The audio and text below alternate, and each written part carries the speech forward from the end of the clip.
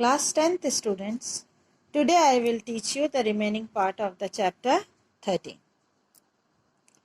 Emergency powers of the President. The President may declare emergency in the country in case of external aggressions, internal armed uprisings, constitutional failures in states और financial crisis. Emergency एक country में 4 कारणों से लगता है. First, अगर कोई attack हो गया अचानक से, बाहरी एक्सटर्नल एग्रेशन बोलते हैं जिसको. इंटरनल आर्म्ड अपराइजिंग्स, अंदरूनी कोई एक पार्टी या कोई एक ग्रुप जो कि हथियारों के साथ अटैक करते, नक्सल अटैक्स लाइक. और कॉन्स्टिट्यूशनल फेलियर्स, जो रूल्स एंड रेगुलेशन हमारे कॉन्स्टिट्यूशंस में है वो जब कंट्री या स्टेट के लोग मानने से मना करते हैं. और फोर्थ है फाइनेंशियल क्राइसिस, अगर देश में रुपए पैसे की जबरदस्त कमी हो जाए तो. उस कंडीशन में प्रेसिडेंट को क्या करना होता है कि वह इमरजेंसी डिक्लेयर करता है और 2 महीने के अंदर वह कैबिनेट मिनिस्टर्स और 2 हाउसेस के सारे मेंबर्स को अपने इस डिसीजन के बारे में बताता है और रेक्टिफिकेशन भी लेता है, मतलब वहां से यस भी होना चाहिए. Under such circumstances, the Parliament acquires the power of enacting laws for the whole country or a part thereof. The Union government can, under such circumstances, give direction to the states. और central government जो है वह अगर पूरी country में लगा है तो वह स्टेट्स को भी रूल्स फॉलो करने के लिए बोलेगा कि इमरजेंसी के रूल्स आप फॉलो करिए. और अगर एक स्टेट में लगाना है या 2-3 स्टेट में लगाना है बस, तब गवर्नर उसके हेड हो जाते हैं. प्रेसिडेंट रूल में प्रेसिडेंट ही एडमिनिस्ट्रेशन पूरा संभालते हैं और स्टेट में गवर्नर संभालते हैं, होल एंड सोल होते हैं. और ये भी प्रेसिडेंट को 2 महीने के अंदर आप अप्रूवल लेना पड़ता है सेंट्रल कैबिनेट से और बोथ द हाउसेस से. थर्ड है और इमरजेंसी पावर लगने पर होल एंड सोल प्रेसिडेंट का होता है और स्टेट्स में गवर्नर का होता है, वो इस पावर को एंजॉय करते हैं. थर्ड पॉइंट है कि जब फाइनेंशियल क्राइसिस होती है, इमरजेंसी होती है, तो प्रेसिडेंट उस कारण को बताकर पूरी कंट्री में इमरजेंसी लगा सकता है. The prime minister and the cabinet of ministers, इनके पावर्स और इनके जो भी रूल्स एंड रेगुलेशंस हैं वो कैसे बनते हैं, ये सारी चीजें अभी आप पढ़ेंगे. Appointment of the Prime Minister. The appointment of the Prime Minister is made by the President. The President invites the leaders of the political party which has secured majority. Clear हुआ कि जो पार्टी इलेक्शन में majority से vote से जीतती है उसके leaders को प्रेसिडेंट बुलाते हैं और उन लीडर्स में से पहले तो पूछा जाता है कि आप अपने किस लीडर को प्राइम मिनिस्टर बनाना चाहते हैं. अगर वो प्रेसिडेंट को पसंद आते हैं तभी प्रेसिडेंट यस कहते हैं कि इस लीडर को आप प्राइम मिनिस्टर बनाइए. इसलिए प्राइम मिनिस्टर का चुनाव प्रेसिडेंट ही करते हैं. Powers of the prime minister. Leader of the house of the people, जो हमारा लोकसभा है, लोकसभा के लीडर कौन होते हैं? Prime minister.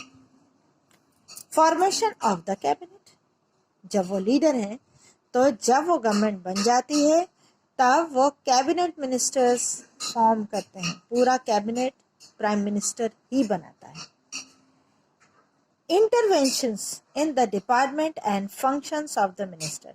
अब कैबिनेट मिनिस्टर बनाने के बाद उनके हर काम की देखभाल भी प्राइम मिनिस्टर करता है. देखिए ये paragraph. Although the ministers of the respective departments function and do work as per the policies of the government, but the Prime Minister may intervene in the work of any department as per need. He or she may give suggestions, directions or guidance to the concerned minister. Minister को guidance देना, suggestion देना, सारी चीजें prime minister करता है. Removal of ministers, अगर उन्हें काम पसंद नहीं आया तो वह रेजिग्नेशन भी मांग लेते हैं मिनिस्टर्स से, और अगर रेजिग्नेशन ना दे तो डिसमिस भी करते हैं प्रेसिडेंट से कहलवा. Presides over the meeting of the cabinet, cabinet ministers की मीटिंग भी प्राइम मिनिस्टर कभी भी ले सकता है बुलाकर. वर्क रिलेटिंग टू अपॉइंटमेंट, और जितने भी प्रेसिडेंट अपॉइंटमेंट करते हैं, कहाँ कहाँ अपॉइंटमेंट करते हैं, सुप्रीम कोर्ट के जजेस, हाई कोर्ट के जजेस, जितने भी बड़े हमारे गवर्नमेंट पोस्ट हैं, उन सब के जो हेड हैं उनके सारे अपॉइंटमेंट्स कौन करते हैं, प्रेसिडेंट. लेकिन बिना प्राइम मिनिस्टर के परमिशन के ये प्रेसिडेंट भी नहीं करते हैं, पहले डिस्कस करते हैं देन. तो प्राइम मिनिस्टर का ये भी पावर हुआ कि वो अपॉइंटमेंट्स में भी दखलंदाजी करते हैं. Authorised spokes person of the government, government में क्या गलतियां हो रही, कुछ भी गड़बड़ी हो रही है, हम किसको दोष देते हैं, प्राइम मिनिस्टर को, क्योंकि वही स्पोक्स पर्सन है. देश कैसे चल रहा है पूरी जिम्मेदारी प्राइम मिनिस्टर की होती है. General election actually prime minister selection, जो जनरल इलेक्शन होता है वह एक्चुअली प्राइम मिनिस्टर का ही इलेक्शन होता है. ठीक. अब the council of ministers and the cabinet, अब कैबिनेट मिनिस्टर्स ये आपके 3 कैटेगरीज में होते हैं. पहले कैबिनेट मिनिस्टर्स जो कि लोकसभा मेंबर्स होते हैं, स्टेट मिनिस्टर्स, उसके बाद हर स्टेट में काम करने वाले, ये स्टेट के नहीं होते, ये भी कैबिनेट एमपीज ही होते हैं, लेकिन उन्हें स्टेट मिनिस्टर कहते हैं. डेप्यूटी मिनिस्टर्स थर्ड में आते हैं. डेप्यूटी मिनिस्टर एक एक आपके, जैसे अगर फाइनेंस मिनिस्टर है, हमारी अभी देश में फाइनेंस मिनिस्टर कौन है, निर्मला सीतारमण. अकेले वो सारे डिसीजंस नहीं लेती, उनका एक पूरा पैनल होता है, 3 लोगों का तो बिल्कुल क्लियर, और भी सेक्रेटरीज होते हैं जो आईएएस ऑफिसर्स होते हैं. ऐसे उनका एक पूरा पैनल बना होता है, और वो पैनल ही हमारे फाइनेंस, देश के वित्त या फाइनेंस के पूरी जानकारी या सिस्टम चलाते हैं.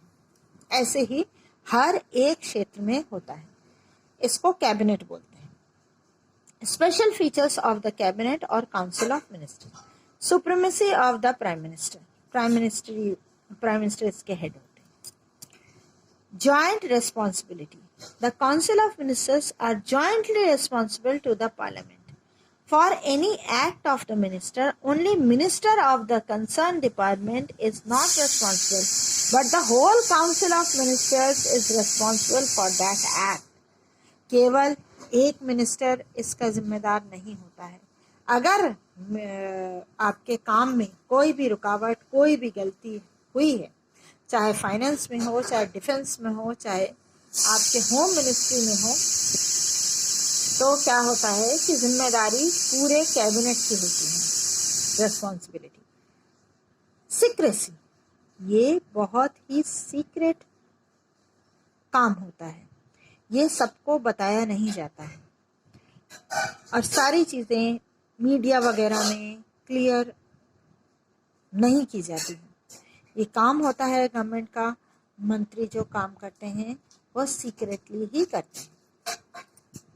Powers of council of ministers, formulations of policies, जितने भी पॉलिसीज बनते हैं, कैसे काम को करना है, पॉलिसीज बनानी है, वह सारा काउंसिल ऑफ मिनिस्टर्स करते हैं.